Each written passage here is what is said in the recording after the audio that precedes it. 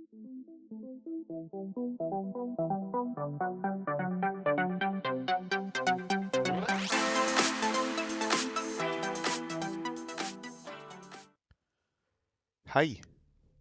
mini enthusiasts, how are you doing? I hope you're all having a great day. Welcome back. It's part 39 of the Project Kit build, and this is the penultimate episode before the London to Brighton run. So we're not there yet. There's still things to do. Kit has still yet to be MOT'd, so it's a Wednesday evening when I'm narrating this. This video will go out Thursday, and as of Wednesday evening, Kit hasn't yet had an MOT. So we're cutting it really fine. Fingers crossed everything's going to be okay, but you never know on an MOT. It's a complete nut and bolt, bare shell rebuild. Obviously it's not going to fail because of corrosion or anything like that, but it's just things like headlamp aims, adjustment, things like that, little bits that could be a problem with the MOT. But hopefully, whatever it is, if it's going to fail, it'll be something very quick, simple and easy to sort out. So in this update, we're fitting the glass. You can see here, Mark here fitting the front windscreen. It's the first time he's fitted glass on a Mini, and he actually texted me to say it took him 35 minutes. Watching this time lapse, I think he must have meant all the glass in 35 minutes, because I thought, well, 35 minutes, not bad going, not amazing. But yeah, he done that front windscreen very quickly by the looks of it.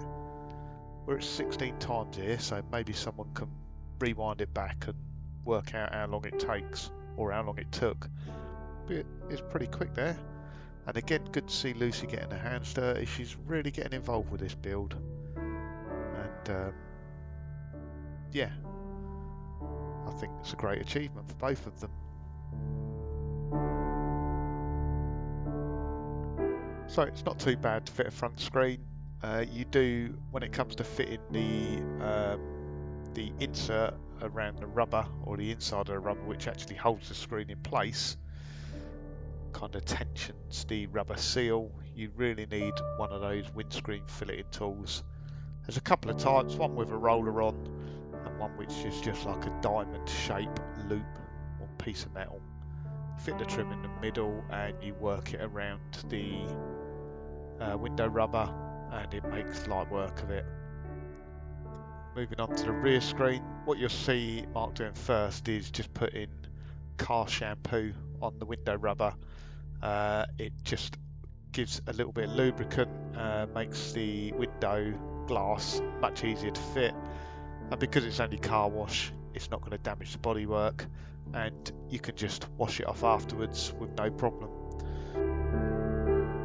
So I've heard of people using all sorts of things to put the window rubber in, including WD-40, grease, yeah, all sorts, but any of those things, they may well damage the rubber, and they might not be so easy to get off afterwards. But like I say, car shampoo works pretty well.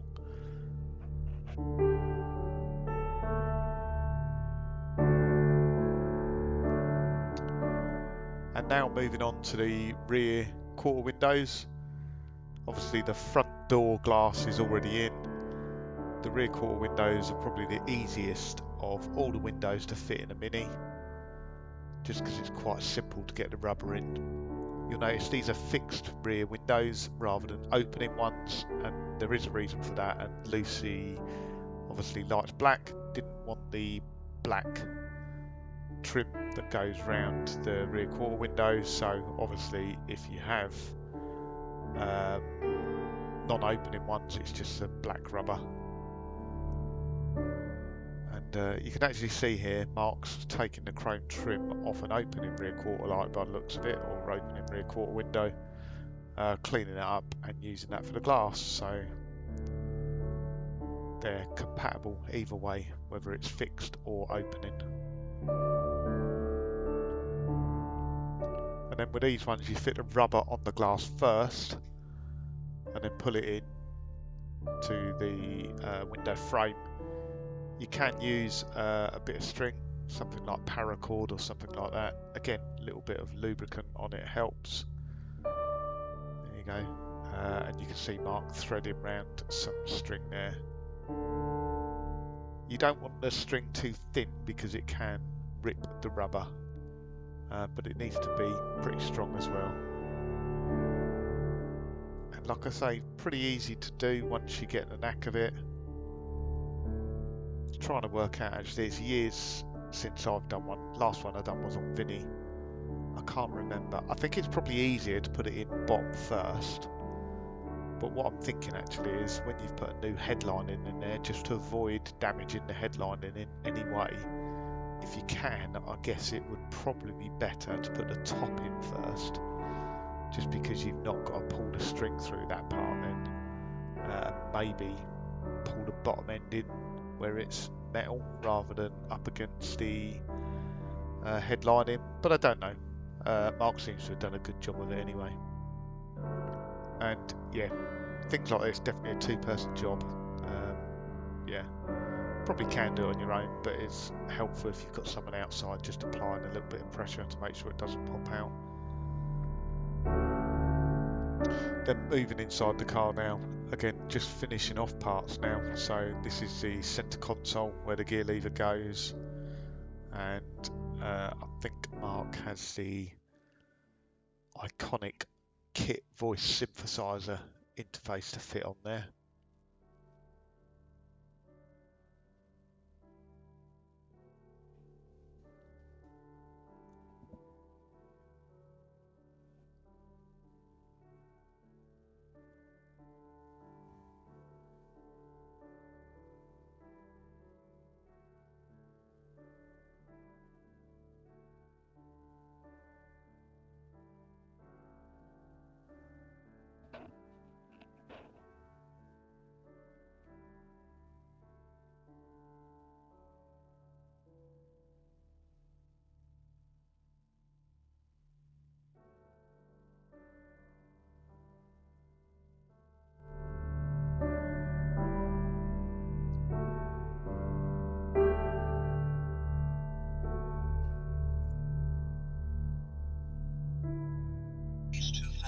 With 1,000 megabits of memory and a 1 nanosecond access time.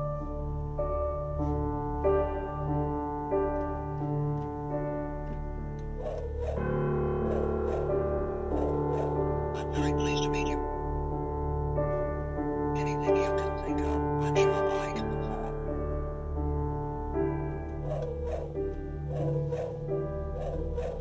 My senses are picking up some very strange vibrations. If you'll permit me, I have a solution. May I suggest you put the car in the auto cruise mode for safety's sake? I fail to see the logic of that statement. I'm going to have to make a pit stop very shortly.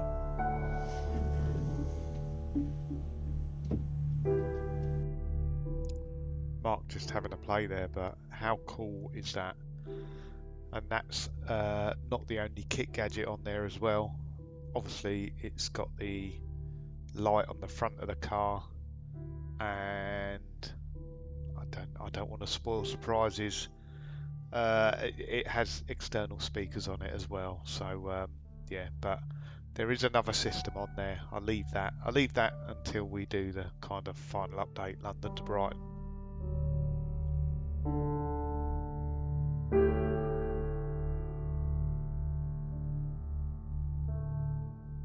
It's actually, I'm quite enjoying watching these bits back now, because as you can see, obviously I'm not there, so yeah, Mark's carrying on, and I just really enjoy watching this, seeing it all coming together. Because for me it's quite difficult. Mark's obviously, it's in Mark's head, so he knows what he wants to do. Sometimes I don't kind of see the big picture. So, you know, when he buys things like the dash, the digital dash, when I first see it, I think that doesn't quite look right, but obviously he knows in his head how he wants it to look, and it's all coming together nicely. So just going on to fitting the arches here, they're wooden picket arches, or the copy wooden picket arches, so they don't have external screws or rivets. It's all done from inside, so they're quite neat and tidy. But Mark was saying they're not a fantastic fit. They're sort of copy wooden picket, and just for the purists out there, you'd have seen Mark putting on some wax oil inside the arch just before the wheel arch goes on, just again for a bit of added protection. Must be quite late at night here. As you see, it's dark outside. Lucy's in her pyjamas, so that's commitment for you. And I think she was saying actually Mark's been out there till, 11, gone 11 at night each night, trying to get kit finished. So yeah, team effort all around here at this stage.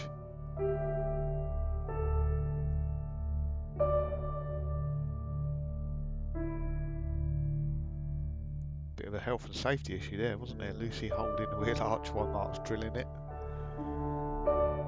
Still, she's got all her fingers, and I don't think her palm's got a hole in, so it obviously went alright.